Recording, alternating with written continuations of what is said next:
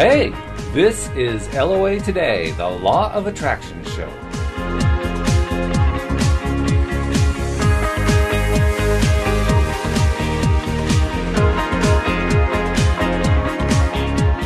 Welcome to LOA Today. Walt Thiessen and Joel Elston here.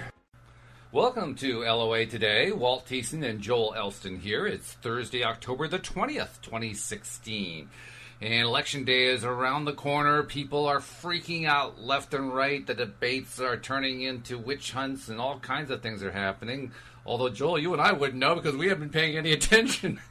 Yeah, we have. I've not really been affected by it except the occasional random Facebook post that I haven't had the chance to block that person. Yeah, right. But that's all I'm hearing about it. But I'm certainly feeling the vibes of everyone very concerned about this election on both sides. Oh, yeah. And the one thing that you can always count on in an election cycle is you can even be doing what we're doing, blocking out the news, just total news blackout, and it still seeps in.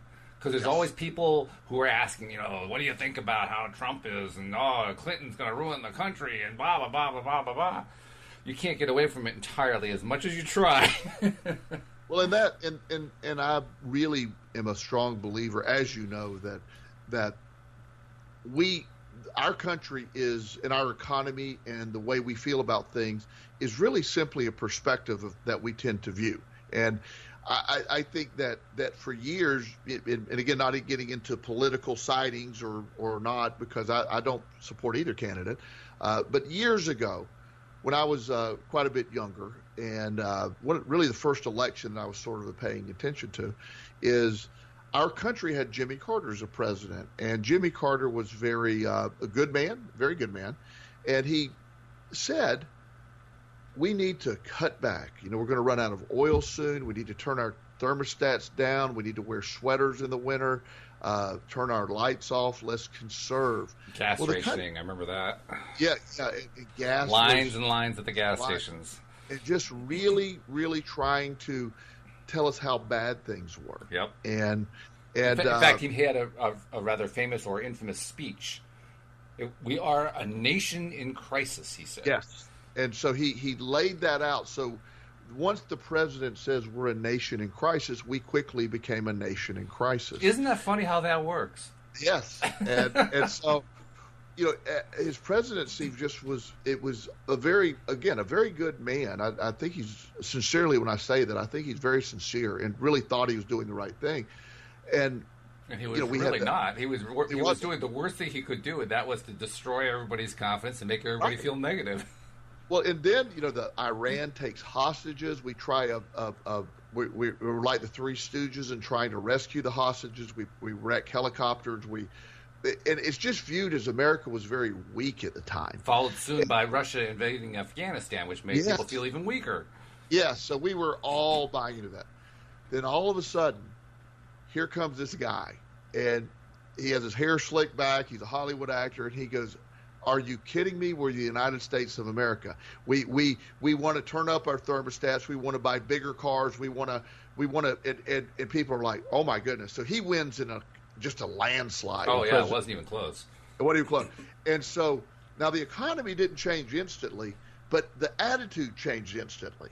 People were like, yes. I mean, the television show Dallas came on, and it was like, wow, let's live big, let's live large, and that's the message he brought to the table.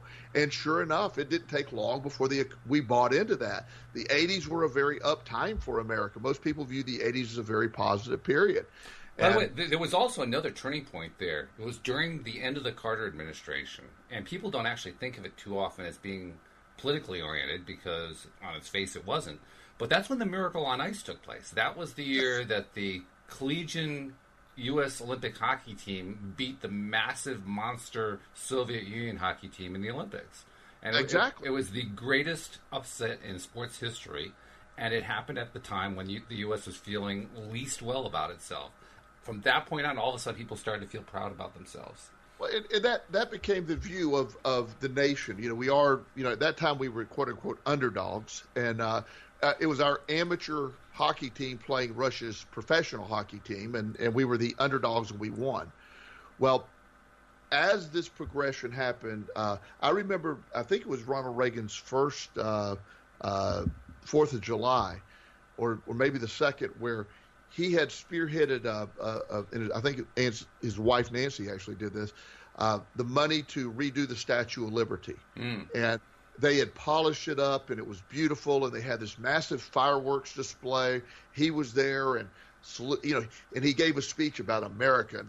And whether you like Ronald Reagan or not, he showed strength. He convinced us we were the baddest asses on the planet. We had the most money, our economy. And now there's nothing in reality that was different than Jimmy Carter's president. No. Actually, the inflation was higher at one point there during the Reagan administration than it was during the Carter administration, which was pretty high. It was double digit. Yeah. And it didn't even matter. At one point, interest rates were 18%. Yeah. 18%. I mean, it's crazy. And so, but it didn't matter because once we started to buy into the message, and it took over. And then for the next period of time it felt like the 80s were great. And then when President Bush 1 took over, that was fine. And people have a hard time reconciling this transition. But Bill Clinton also was a very charismatic man that made you convinced, proud to be an American and all this. So really we had a string of people in a row that, wow.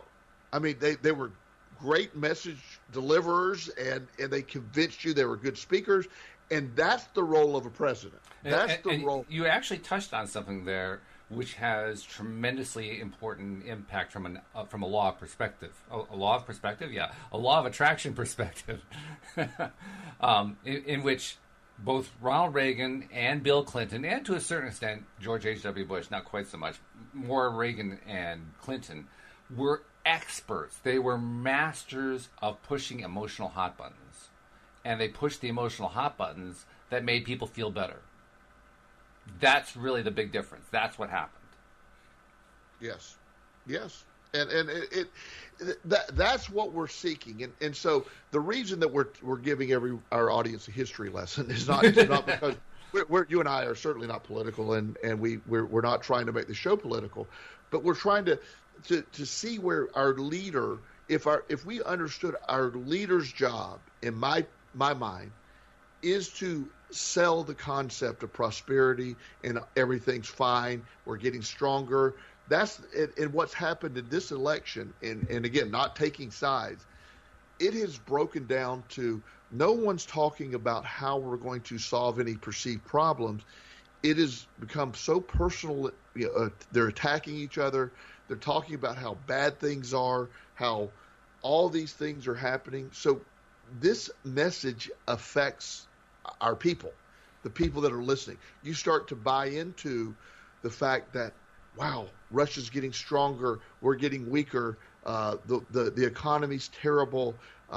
All these things that we're buying into, that we're being sold, is part of the process that neither candidate to this point has shown the ability to be positive and remain positive. Well, I would even argue that the current election cycle certainly is kind of the zenith of being a high and low, but it's not the only one. I would argue. I would say even among the Clinton and Reagan administrations, but Bush, the first Bush and his son, and in the Obama administration, all of those election cycles there, they were getting more and more progressively into negativity, more and more progressively into terrible things are going to happen.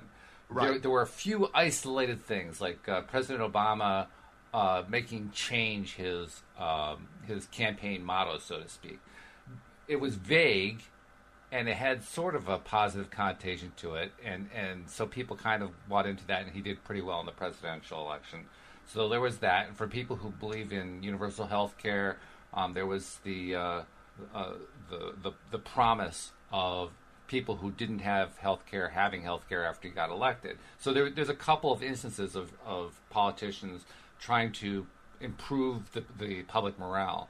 But most of it, I mean, I think about Bush versus Gore. I think about the follow-up election 4 years later when Bush got reelected. I think about Obama coming in. I think about Obama, his reelection campaign against McCain.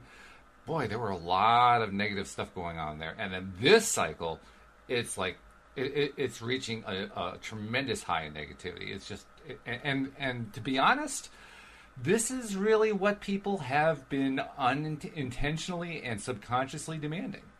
Because, absolutely. I mean, you look at how Trump got the Republican nomination. He got the nomination by basically dissing everybody in a way using language that the Republican base would eat up. And they did.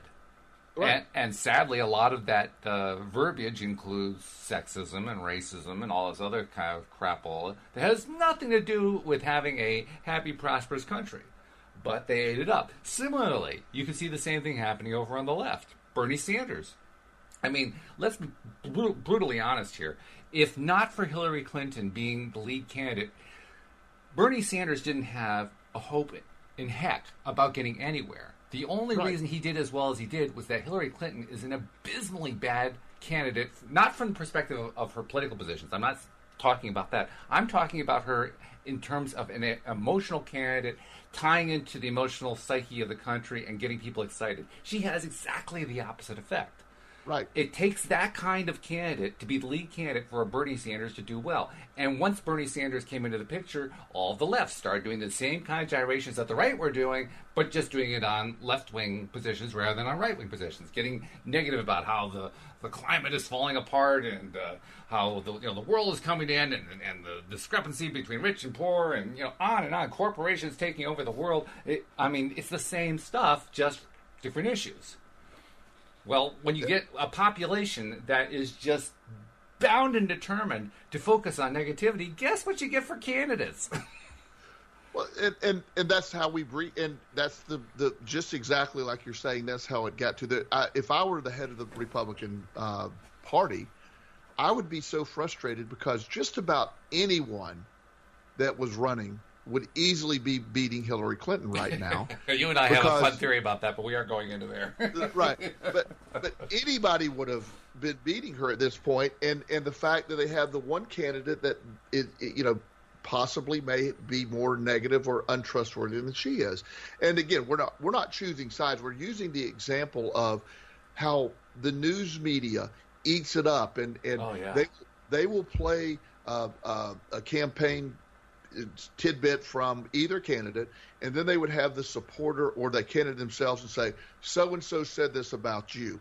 And then they respond back, and they literally, it's almost like a middle school clique where this girl told this girl that she said this and she said that, and please respond. And they end up fist fighting. I mean, it's almost to that level. Pretty much. And so it's falling apart. And in the meantime, the American people then buy into the fact that, I know my dad, who's elderly at this point and a great guy, but he sits around and watches Fox News all day and is literally scared to death. Well, that's his first mistake, watching Fox News all day. Exactly. And I try to get him to turn it off. And I'm not picking on Fox News. It'll be CNN or any news. It doesn't matter which network. Yeah, no. Yeah. And so, but he's scared to death because they're trying to. The people that are interviewed and the program itself is often programming itself is often in charge of their goal is to make you as scared as possible. When you're scared, you're going to tune in every day like, oh my gosh, we've got to watch it, and that their ratings increase. So the media has bought into the negativity, and they perpetuate it, and we're in a vicious negative cycle. And while that is a clear path that we're on, it's unfortunate because that's what creates the perception. There's a lot of great stuff happening in our country. Things are, we live in a time, Walt, where the entire knowledge of the universe is available to be picked up on my little phone. I mean, it that amazes me. I mean, we got access to tons of information. There's great stuff happening in our world right now, but we're distracted with silly stuff. That's really important to remember. With all of what we see in the news, that's only a tiny fraction of what actually happens, and almost all of what happens outside of the news is pretty good stuff. It's pretty darn good. Yeah. Right. I mean, I know when in my life, as I talked about last week, I have a new foster son living with me, and he's an amazing young man who I just have really just have such a great connection with already. He's only been here a little over a week. That's amazing. And, that's fantastic. Yeah, and things are great. So, in our world, things are really good. I'm doing well financially. We have all of our needs are met. Everything is where it needs to be, and that's my reality. I love the little thing that you posted, the little exchange you had with him that you posted on Facebook, where you talked about what he said, what you said, what he said, what you said. Yes, he came home one day and he said, I really, really like being rich. And I said, hey, buddy, we're not rich. And he goes, we're a lot closer to rich than we are poor. And I said, that's a really good point. Absolutely. Wow. I mean, talk about perspective and talk about, where do you come from? Yeah. And that from his perspective, I guess, really, there's a lot of people. There's a saying that somewhere in the world right now, there's people praying for what you take for granted. And the fact that we have this stuff, we don't have any risk of worrying about paying the electric bill or having enough clothes or food, or, we drive a nice vehicle and he goes to a great school. He has a nice after-school program. So a very secure environment has been provided. And I take a lot of that for granted. But I guess if you look at it on a worldly standard, we're incredibly wealthy. Oh, we are. And I think our audience is too. And if you remind yourself of that, then you invite more of that into your life. And one of the things too, Walt, I'm glad you brought that up, because my initial reaction, this is still areas that I need to work on. When he says, well, I really like being rich. My immediate reaction, well, we're not rich, was like, oh no, that would be wrong if we were, or that, or I don't want to say that. It's factually incorrect, so therefore we should never say it. Right, but I guess I don't know what the definition of rich is, and in my mind, rich means you never ever have to work, and your money will pay you to spend as much money as you want to. That's my definition of rich. Sign me up. I'm in favor. That's great. But I guess the definition of, for some people who have been on a very low end, and I have been on a very low end, so I need to remind myself of that. Not having to worry about, I don't have to work for, if I didn't have an income stream for a year, I'm fine. If I, and probably longer if I wanted to lower my lifestyle, but I mean, if I could live like I'm living now for a year and not worry about it, have everything covered, all my needs met. That's pretty good. Yeah, that's very good. That's a comfortable place to be in. I'm not saying it arrogantly, but I'm saying it's a comfortable place to be in. So I need to remind myself that I don't need to be defensive about what that is, or I need to be more open to the concept that we are wealthy through a point of view. And the more I believe that, the more wealth, the more security, the more stuff that I will keep bringing into my life. That's really important. Oh, it's very important. And in fact, it touches on something I struggled with for quite some time and have had to remind myself about over and over and over again. Because I've had more than my share of money troubles the last few years. And when you're at the lowest level of that, when you're in the depths of despair, that's the hardest place to try to say to yourself, I'm rich. Yes. But you have to find some way to see some wealth that's on your side if you want to climb out of it. It's a requirement. You absolutely have to decide, at least on some level, in some way, that you have wealth. Because as you pointed out, once you get that thought going, then wealth starts to happen. It doesn't necessarily mean you're going to be, one of the most wealthy people in the world by next week. That probably is not realistic. I'm not saying it couldn't happen. I'm just saying it's probably not realistic. But if you're even slightly more wealthy next week than you are this week, then you're wealthier. And that's the key point. Yes. That's what we have to remember. And when we focus that way, when we focus on the idea that I'm doing better, I'm wealthier, I am richer than I was, then we start reminding ourselves through that reinforcement that, there's a lot of good things going on in my life. Sure, I've had trouble. Sure, I've had problems. But there's a lot of good things going on in my life. And through focusing on that, that's where we get into the positive feeling. That's where we start feeling good about ourselves. That's where we start convincing ourselves that maybe there's a chance things could get better in our lives. And the more that we focus on that, that's when things start getting better in our lives. So, I mean, if there's anybody listening right now who's in kind of the same place, that's the best thing to do. Find those little things that are good. There are some things that are good. Very likely, if you're listening, you have some place to sleep tonight. It's possible that there are one or two who don't, but very likely everybody here has a place to sleep tonight. Well, that's a good thing. That's wealth. That's a form of wealth.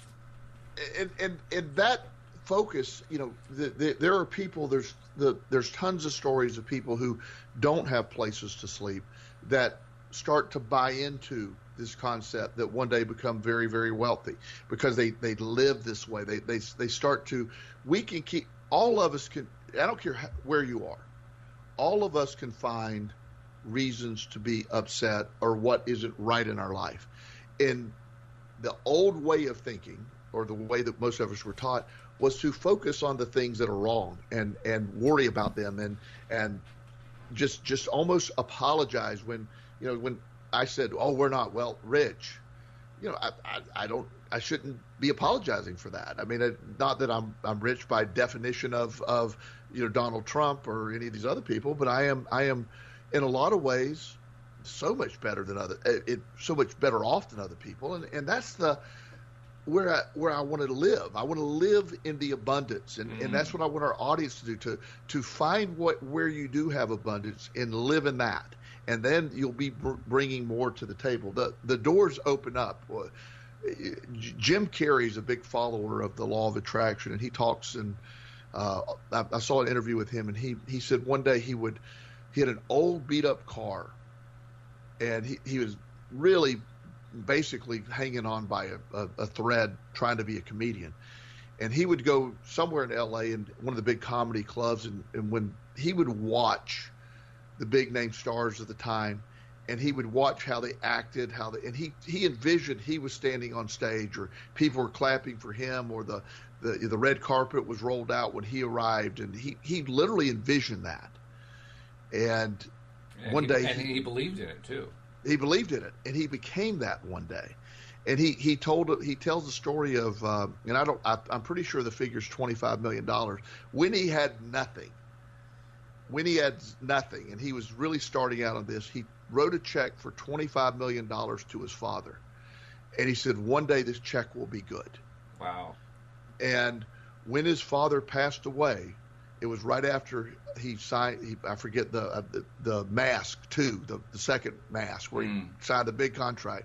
He put that check in his father's casket, and it was good. Wow. Pretty impressive. Yeah. And it's something that is he believed it. He got there. And there's tons of stories about that. And I want, and if there is an audience member that is listening, that it doesn't have a place to live, or is facing not having a place to live, or facing anything, understand the more you focus on that, you unintentionally are bringing about the opposite of what you need. Right. Which is why it's so important to focus on what would be so cool about the stuff that you do need. Yes. Right now, if you need a place to sleep, if you need to get some food, the first thing to focus on is not how hungry you are, but how good it feels once you have food. Yes. And how the nourishment makes your body feel better. Focus on that instead. The food will come a lot faster. It will. And the abundance that exists isn't limited to just a few people. The abundance is available to all. It's being able to tune into the abundance, be able to find when you're thinking of abundance, you're living in abundance. And trust me, I'm the first one to tell you, when I had nothing and I've eaten out of a trash can and I've been homeless and all that stuff, I know what I'm asking. What Walt and I are asking at this point seems impossible when you're living in it. And that's the rub when most people find a hard time living in the law of attraction in a positive direction, is they don't understand that. How can I think you don't understand, Joel, what it's like to be hungry? Well, I really do. And I know that I was in such a negative downward spiral. The spiral kept getting deeper, and I perpetuated it with my mindset. And I live there. And so I have great empathy for understanding, but also am aware that the law of attraction is at work. It's at work whether you want it to be or not. We compare it to gravity often. Gravity doesn't pick and choose. It always works. The law of attraction always works. If you're using it, my life sucks. Your life is, yes, it does. That's what you're vibrating. And it will continue to. It will. It will continue to. The old adage, and I forget which speaker was saying this, but he believes, and I believe him as well, that if you were to take the entire wealth of the United States and divide it among every resident, that in 5 or 10 years, the wealthy people will be wealthy again and the poor people will be poor again. Because it's not a factor of money. It's not a conspiracy theory.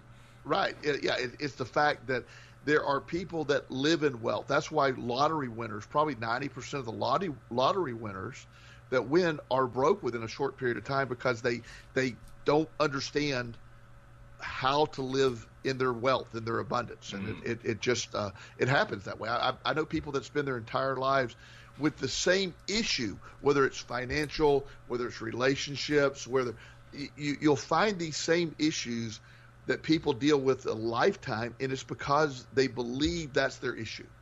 And I can also empathize on the point that you raised earlier about how it seems impossible when you're in that bad place. It seems impossible to find some way to feel good. That just seems totally out of reach. I've been there myself, and I'm still learning how the whole thing works, but I have discovered a few things along the way that surprised me each step that I discovered something. One thing that really surprised me was learning that I actually control how I feel. That for me was huge, Joel, because for the longest time I believed deep down you couldn't control how you felt. You could only react to what was going on around you.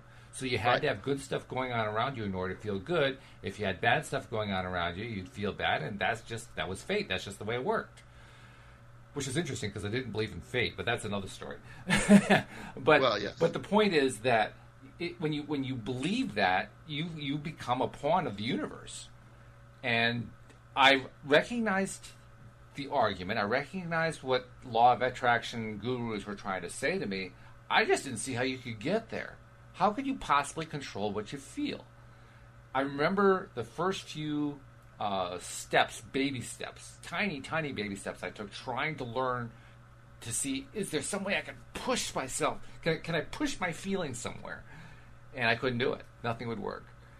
And it wasn't until I started, I think at my wife's suggestion, I started focusing on weather, good weather, and just enjoying good weather and nature and stuff like that.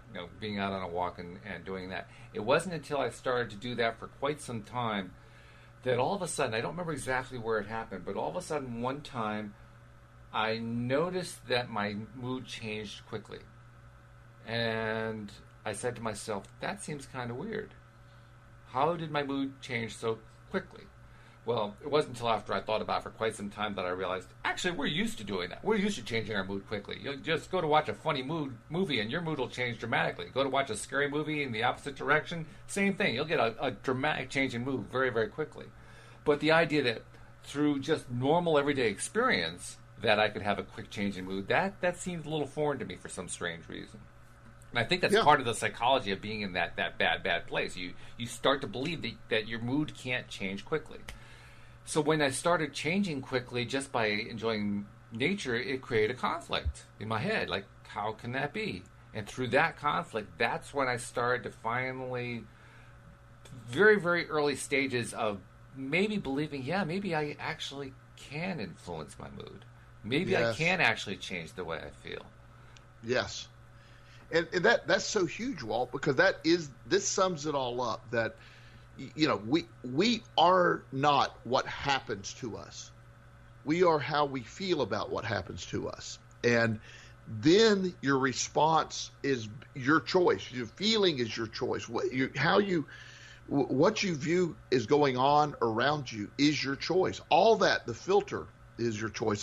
There's an old And I would love to know who I hear all these things from, because I'm not trying to take credit for them. But I remember this parable, or sort of a short story, about a gentleman who, his newlywed wife, they move to a new home. It's not a new home, but an older home. They get married, they move into a home, and the first thing the lady says in over morning coffee was, she's looking out at the neighbor, and that's back in the day where they were hanging their sheets up. They said, that lady must use cheap detergent because her sheets are dingy. And her husband's like, well, that's sort of an odd statement, but he sort of ignored it. And over a period of 3 or 4 months, every day that the lady would put out her laundry, she would comment. She said, I really need to tell her to buy some better laundry detergent. It's really bothering me that her sheets are so dingy. So one day she wakes up, they go down for coffee, and she looks out there. She goes, oh my goodness, she must have really bought that new laundry detergent. And I'm so happy for her. And her husband goes, I cleaned our windows. And the view in which you look at the world is, you're in control of that, the spectrum of what you're looking for. She was looking through a dirty lens. We're in control of our own lens. That's the piece that one of the experiments I do when I talk to a group of people, and if I do a public speaking in your area, I'm going to give a piece away, but somewhere in the room I will have this red dot that I'll put up on the wall. And I will tell the room to close their eyes, and when they open their eyes, I want them to scan the room and find the color red. Well, not only are they going to find my red dot on the wall, they're going to find a bunch of stuff around that they didn't see before, the color red. Now, only because they are now looking for the color red.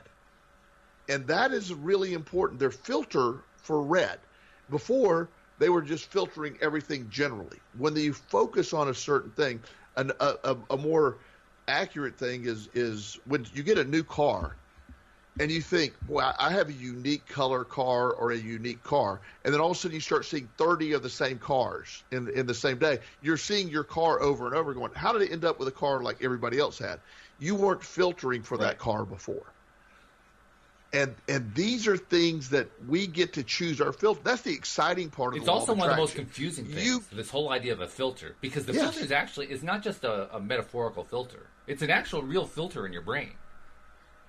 Oh, it is. Well, the brain, if you want to get into the science of it, which would be really boring to most, but I've done a lot of research on the brain. And the brain intentionally filters out about 94% of what you see because it's not relevant to what you need to do. And it's a good thing that it does, because if it didn't filter it all out, you'd be autistic.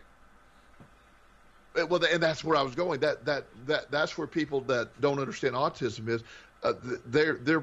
Most autistic people don't have the ability to filter that 94%, so they're getting so much information they can't comprehend it. That's why the lack of eye contact, and it's really an amazing thing when you understand the brain isn't intended to take all that in, but you get to choose your filter. So when your filter, you can specifically look for things, and that's really important to me. When you say, I want to look for the positive, I want to look for the abundance, I want to look for that, your filter's then turned on for that, and that's what you'll see. That's what you'll invite into your life. Which is a very cool concept, that's what opportunity, because that's how you can drive a white car, and all of a sudden everybody seems to be driving white cars. Right. I was very excited. I worked very hard to get here, and I'm just saying this because it's very relevant. I have a Porsche Cayenne. It's dark gray, and I love that vehicle. I've worked hard to get to a point where I can afford that.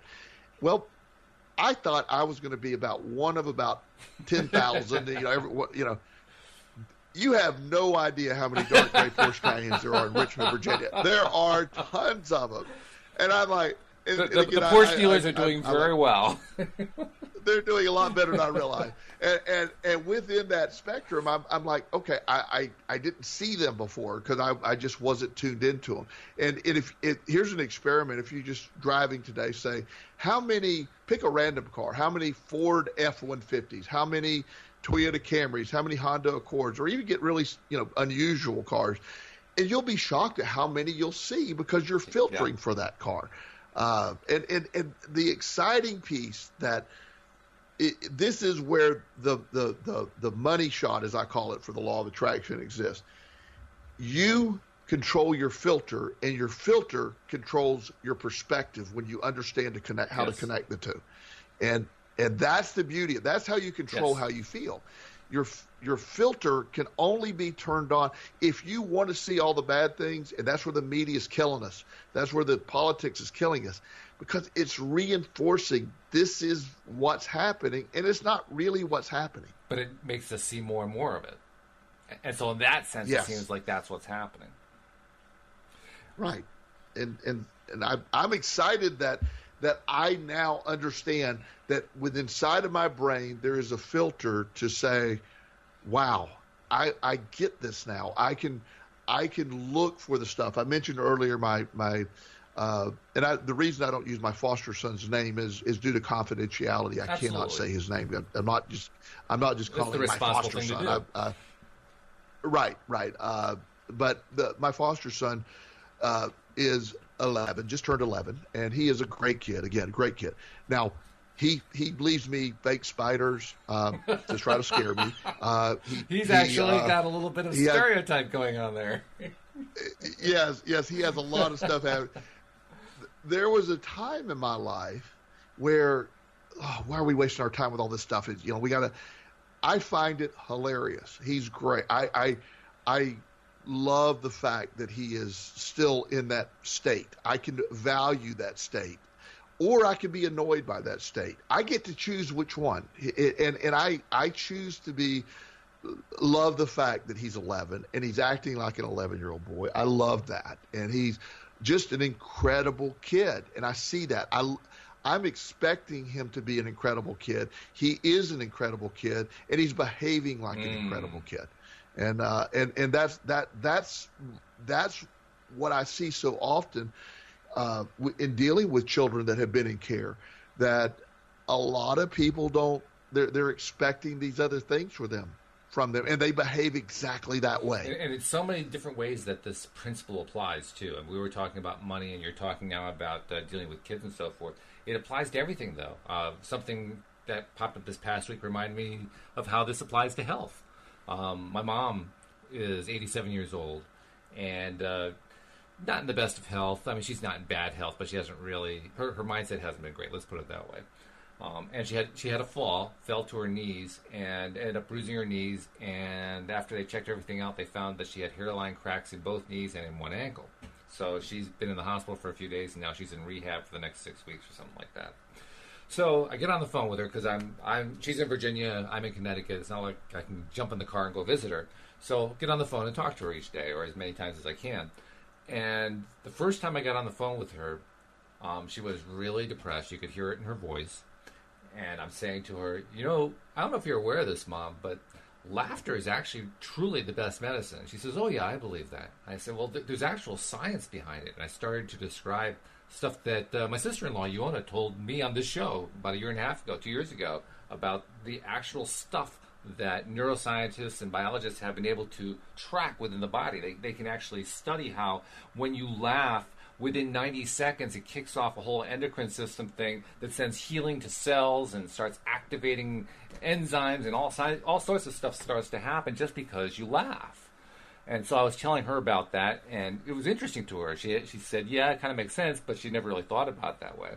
Well, come to find out in my next conversation with her that she had decided to make laughter part of her day. Now, she wasn't having a good day. I mean, she's in a hospital. She's getting prodded and poked. She can't move around. She can't live her life. She can't do any of the things that she's used to. But she was getting some visitors, and of course she'd get the usual medical staff visiting her and stuff like that. And each time she found herself in a situation where she'd laugh at something. And she pointed out her conversation that she'd had with me about how important laughter is. And the people that she was talking to all agreed, yeah, laughter is healing. It will help. And it happened over and over and over again. By the end of the day, I ended up calling her that evening and found out from her this long series of stories of all the different ways that she had applied laughter throughout the day. The important thing to note is that the beginning of it, she was depressed, she was feeling down and so forth. By the end of it, just by having that one little project to do in her hospital bed where she couldn't do anything else, that project turned her entire attitude around. By the end of the day, she was feeling good. And what was even more amazing is that this 87-year-old woman was experiencing some pretty good progress on her very first day doing physical therapy. So does healing get impacted by your beliefs? Does it get impacted by what you think about? Yeah, in a big way. Oh, well, that is, from personal experience, I relate to that so much, and I'm so glad you helped her discover that. And I know a couple of examples. Several years ago, I think it's about 6 years ago, I had to have my gallbladder out. A lot of people in my family do. It seems to be something we do. It's a family thing.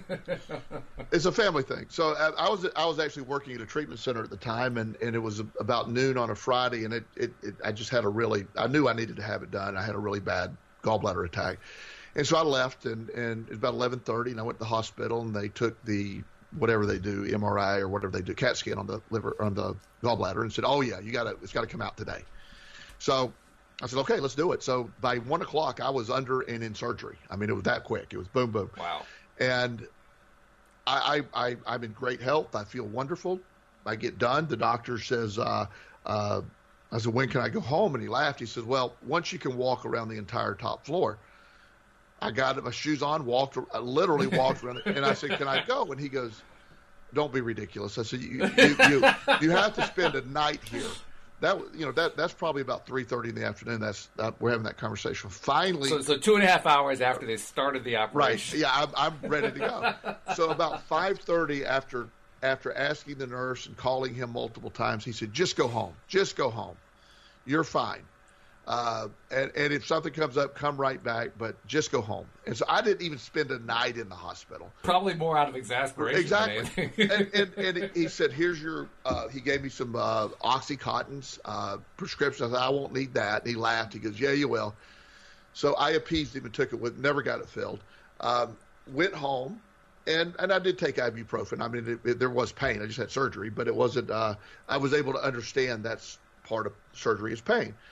The part of the story that I found amazing was there's a gentleman in the room right beside me, 2 years younger than I am, that also had his gallbladder removed the same day. Mm.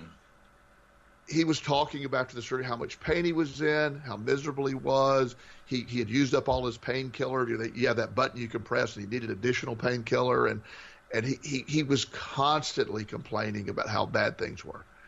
So I told him I was leaving. He just couldn't believe that. So I had left my charger for my phone there because I thought I was actually going to be spending the night. The following Monday, I went back to get my charger, and I'm just dressed in regular clothes, walking around normally, like no big deal. He's still in the bed complaining. Mm-hmm. The same surgery, two different perspectives. Same day. Yes. And I'd already started my life again, and even though I was supposed to wait 3 weeks to go back to the gym, I was having a light workout later in the day, which is not advised, but it was what I did. Yep. And so it's that's the piece that I want our audience to understand. So much of this is in your brain. Your brain has a healing ability, your attitude toward things. It makes a huge difference. And I'm also reminded of a case where, my mother recently, when I said I was going to be getting another foster child, as you know, both my boys, TJ and Chris, were from foster care that I eventually adopted. Her first reaction was, "At your age?" And I laughed and I said, "Yes, at my age." And she quickly realized that she was in a negative mindset and said, "No, you'll be fine." And she's, and I said, "Mom, I'm in great health. I'll be around plenty of time." I know a gentleman that was 65 years old, and he ended up marrying a lady who was quite a bit younger than him, who had a 4-year-old daughter. He was everybody was like, "Oh my goodness, he is never going to make it to her high school graduation. There's no chance of that. He's in horrible health." Well, once he married this lady and had a 4-year-old daughter, he instantly looked younger. He acted younger. He was going to things. He lost weight. His health improved. All this stuff happened because it needed to happen. Now, the daughter's grown, He was not only at her high school graduation, her college graduation, he gave her away at her wedding. And what an amazing story. Sure. He got younger, not because there's some magical pill he took. He got younger because he needed to get younger. He believed he was younger. He was a young father again. And these things, this mindset dictates so much. When I can show you pictures of a 70-year-old lady who does bodybuilding fitness contests, standing by a 70-year-old lady who believes she's an old lady. And it doesn't look like they're the same. I mean, it doesn't remotely look like they're 20 years, 30 years within each other's age range, or the same age. Yeah. This is all inside of us, Walt. It is. It's totally inside of us. And it reminds me of one of my favorite Sean Akers stories. We haven't talked about Sean in a while, but we both love him. He's probably one of the nicest positive psychology guru people out there, although he doesn't position himself as a law of attraction guy. I mean, it pretty much dovetails. One of the stories he tells is about one of his 3 mentors at Harvard in the Department of Positive Psychology. And I can't remember what her name is off the top of my head, but she did a study back in the late 1970s, early 1980s, in which she invited a group of geriatric men in their 70s, early 80s, to come in as part of this study. And what she had them do was basically leave all their stuff at the door and be in a confined space, a set of rooms for, I think it was for a week. And within that week, they wore badges that had their names on them and pictures of themselves when they were 20 years younger. And then, this was in the 70s, the rooms that they were in were filled with magazines from 20 years before in the 50s. And the pictures on the wall were pictures of iconic figures from the 50s. So basically they were in an environment that would remind them of all the stuff that they knew and saw when it was the 1950s and they were in their 50s. And their instructions were, pretend that you're back at that age again. Pretend that you're in your 50s again. Before they started the study, they took all the vitals. They took a whole bunch of physical measurements, so everything from strength and health, and what kind of conditions do they have, and how's their eyesight and their hearing, and I mean everything was measured. Do they have a strong heart? Are they suffering from diabetes? Everything was measured and tracked. And then a week later, they took all the same physical measurements again. And what was truly amazing is that every single one of these men exhibited dramatic improvement toward appearing younger. They had better health. They had, believe it or not, better eyesight. I still don't understand how that happens. But they, on average, measured 10% better eyesight after 1 week of pretending they were 20 years younger. The ones who had medical conditions, their conditions had either lessened or gone away. It was such a groundbreaking study that literally her colleagues in the same field refused to believe the results of the study. Yes. I love when there's examples of the mind. The mind has the ability to cure the body. It can go backwards in time, in a sense, and really adapt. I have one of my personal experiences with a friend. I get a call from a friend's wife down in Florida. He's a neurosurgeon, really good guy. Does not believe in what we believe in at all. Just very much a science-based only person. He went to see his doctor, who referred him to another doctor. He had an anomalous test, and the initial result was that he had liver cancer. And it was they scheduled a couple weeks out. They needed to do a scan and see what stage he was going to be in, but the clearly the diagnosis was he had liver cancer. So I happened to be going down to Florida, and already when I heard this, so I needed to change my trip to go by and see him. So I stopped in, and I was shocked at what I saw. This vibrant man had probably lost 19 pounds in 2 weeks, wasn't eating. Oh. He was gray. And I'm like, oh, my God, he's dying quickly. And and he's like, oh, he said, I'm feeling horrible. I said, well, did you feel horrible before? And he goes, no. But once I found out, he said, I realized all the symptoms, and he started behaving as he had all these symptoms. Well, the great news in this story is when he goes to the oncologist and they do all these tests, they keep doing more tests and they keep doing more tests, and he's thinking, oh boy, this is really bad. And so the doctor comes in and he says, I don't know what happened, but there's been obviously there was a mix up in blood results or something. You're in perfect health. You have no cancer. Oh my goodness. And he's like, what? Went home, yeah, what? hit the gym, started working out, gained his weight back. I mean, within a week and a half, he's looking great again. And he finally, at that point, said, the stuff you talk about, Joel, has some merit. It really does. He said, I've always discounted it, but he said, I was killing myself because I believed I was dying. He said, it wasn't, mm-hmm. He said, and so he's been fascinated by this over time. And he's starting to buy into the sort of the neuroscience behind it all, the quantum physics behind it all, and he needs more of a science view of it than necessarily you and I present. But he's doing the research on that sort of that quantum level, and he's coming to the same conclusion. And good for him. And you mentioned Sean Acord again, that one of the great people is positive psychology. I find it interesting that the positive psychologist people are desperate to distance themselves from the law of attraction stuff, but in reality, it's the same thing. It's just, they don't want to be equated with some type of religious which is not, but some type of philosophical belief when they want to make it all about science. Well, you got to keep the woo-woo. You don't want woo-woo in science. Well, science exactly. and woo-woo don't go together. Exactly, and I get it, but it's just we have our audience has everything they need right now to have the life they want. The one thing that gets us up every morning, Walt, is the reason that you get up and I got up this morning is we have hope.